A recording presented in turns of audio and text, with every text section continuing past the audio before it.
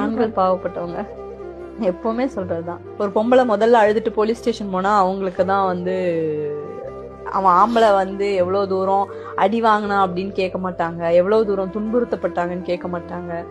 ஆண்கள் குரலை கேட்பதற்கான சமூகம் இது இல்ல, கேட்கறது இல்ல. எவ்வளவு பொம்பளைங்க எவ்வளவு அபியூஸ் பண்றாங்க தெரியுங்களா ஆண்களை. ஆம்பளைங்களோட மொபைல் வாங்கி பாக்குறாங்கல்ல பெண்கள், மனைவிகள். அதுவே பெரிய ஒரே ஒரு மனைவியோட போன் ஒரு ஆம்பளை வாங்கி பாத்துட்டுமே அடுத்த நாள் டைவர்ஸ் நான் எழுத்துறேன். எப்படி நீ என் போனை பாக்கலாம், என்ன வேணாலும் என்ன பண்ணிக்கலாம், நீ எங்க போறேன்னு கேட்கலாம், என்ன பண்ணலான்னு கேட்கலாம், நீ சினிமாக்கு போக, நான் போகலைன்னா என்ன இஷ்டம் இருந்தா இரு, நான் கிளம்புறேன், அவ்வளவுதான்.